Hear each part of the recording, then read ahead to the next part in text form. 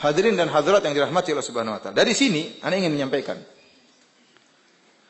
Kalau ada orang salah, taruhlah melakukan bid'ah, namun bid'ah tersebut bukan bid'ah akidah, hanya bid'ah amaliyah contohnya. Maka antum tidak bisa mengatakan dia dari 72 golongan. Contoh sederhana. Banyak saudara-saudara kita terjerumus dalam praktek tahlilan. Tahlilan itu menurut mazhab Syafi'i hukumnya adalah makruh dan bid'ah. Dan ini dalam buku Imam Nawawi seluruh buku, makanya saya sering tantang, datangkan ulama Syafi'iyah satu saja yang mengatakan tahlilan hukumnya sunnah, datangkan. Tidak ada, ente akan dapati seluruh ulama Syafi'iyah dalam buku-buku fikih mereka mengatakan tahlilan itu hukumnya apa? Bid'ah dan apa? Makruh. Sampai perkataan dari ulama Syafi'iyah orang Indonesia yang bernama Muhammad Arsyad Al-Banjari dalam kitabnya Sabilul Muhtadin. Dalam kitabnya Sabilul Muhtadin. Saya bacakan ya. Halaman 503. Sabilul Muhtadin ini Muhammad Arsyad Al-Banjari, ulama besar ya, yang kemudian terkenal di Banjarmasin sampai sekarang punya masjid. Ada nama masjid namanya Masjid Sabilul Muhtadin. Dia punya buku kitab fikih. Dia berkata, sunat bagi seisi kampung yang kematian dan seluruh keluarga sekalipun jauh membawa makanan untuk keluarga yang kematian, untuk makanan mereka pada siang hari dan malamnya, atau untuk selama mereka masih dalam keadaan bersedih, hendaklah mereka selalu makan untuk menjaga keadaan kesehatannya. Dia jelaskan sunnahnya kayak apa. Sunnahnya kasih makanan sama mereka, bukan mereka bikin makanan.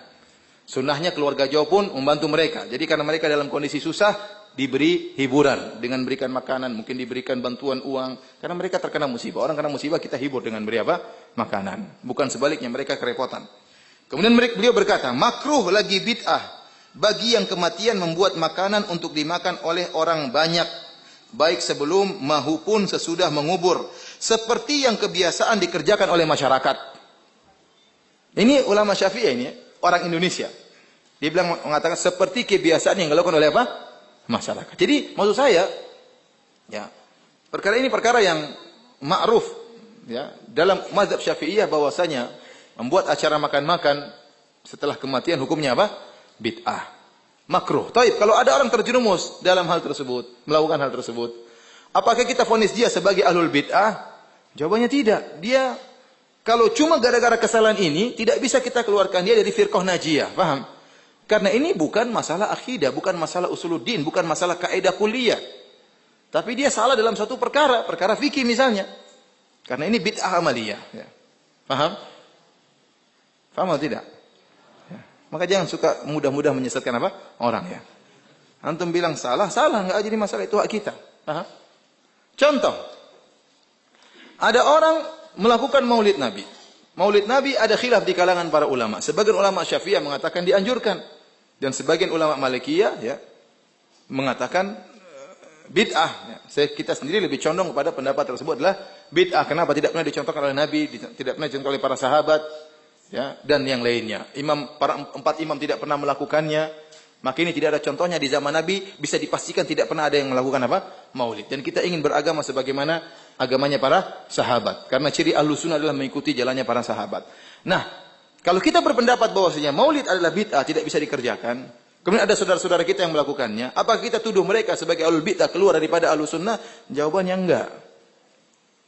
Kenapa? Karena bid'ah yang mereka lakukan bukan berkaitan dengan apa? Usuluddin, paham? Bukan berkaitan dengan masalah akidah. Tapi kita katakan mereka salah, ya. Namun kesalahan ini tidak mengeluarkan mereka dari apa? Ahlus Sunnah. Karena kesalahan mereka bukan masalah akidah. Beda kalau mereka meyakini bahwasanya boleh minta ke kuburan Nabi, ya ini lain cerita. Pergi ke mayat kemudian minta kepada mayat, itu sudah masalah tauhid, masalah syirik atau tidak. Ini lain cerita. Mereka jelas bukan Ahlus Sunnah wal Jamaah. Tapi kalau kesalahannya sekedar maulid, hanya sekedar tahlilan, ya. Apalagi bid'ah-bid'ah yang lainnya, karena bid'ah bertingkat-tingkat, ikhwan. Bid'ah bertingkat-tingkat. Bid'ah bertingkat-tingkat. Bid'ah yang mengeluarkan seorang dari Ahlus Sunnah adalah bid'ah-bid'ah besar, bisa bid'ah akidah. Seperti Khawarij, Syiah, Qadariyah, Mu'tazilah. Ini bid'ah-bid'ah besar yang mengeluarkan seorang dari apa? Ahlus Sunnah wal Jamaah. Faham? Ya. Sama seperti seorang Ada namanya muslim, ada namanya fasik. Ada seorang muslim, dia melakukan dosa-dosa. Dosa-dosa, kita tidak katakan dia fasik. Selama dosa-dosanya kecil. Beda kalau dia melakukan dosa besar. Kita katakan dia apa? Fasik. Karena dosa besar tersebut mengeluarkan dia dari status seorang yang mukmin yang kuat menjadi seorang yang apa? Fasik. Baik.